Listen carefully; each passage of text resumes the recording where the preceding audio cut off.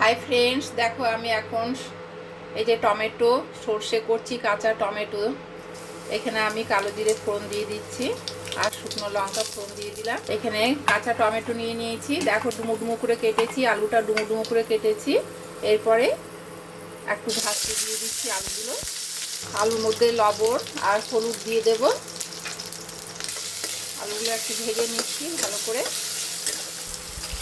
আলুগুলো ভাজা হয়ে গেছে, এরপরে এই কাঁচা টমেটোগুলোকে দিয়ে দিচ্ছি।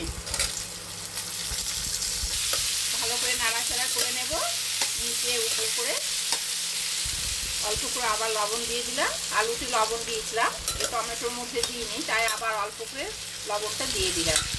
এখন আমি ঢাকা দিয়ে রাখছি, 10-15 মিনিট ঢাকা দিয়ে রাখবো, ততক্ষণ না আমার এই টমেটোগুলো ভালো করে সেদ্ধ হয়।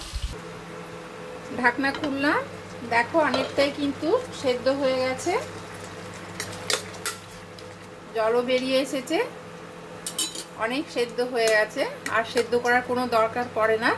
এরপরে এখানে সর্ষে, সাদা সর্ষে আর কালো সর্ষে বাটা আর একটা কাঁচা লঙ্কা দিয়ে ভালো করে নেড়ে চেড়ে নিচ্ছি। অলরেডি কমপ্লিট হয়ে গেছে। এরপরে ওপর থেকে আমি সর্ষের তেল দিয়ে দিলাম। সর্ষের তেল দিলে সর্ষের তেলে যে একটা গন্ধ আসে, কাঁচা সর্ষের তেল, খেতে কিন্তু খুব ভালো লাগবে। তাই কাঁচা সর্ষের তেল দিয়ে ভালো করে নাড়াচাড়া করে নামিয়ে রাখবো। কমপ্লিট হয়ে গেল আজকে কাঁচা টমেটোর সর্ষে পোস্ত। কেমন লাগলো রেসিপিটা নিশ্চয়ই আমাকে কমেন্টে জানাবে। ভালো লাগলে নিশ্চয়ই কমেন্টে জানালে খুবই ভালো লাগে। এছাড়া একটা সাবস্ক্রাইব করতে গেলে খুবই ভালো হবে। রিকোয়েস্ট করছি একটা সাবস্ক্রাইব করার জন্য।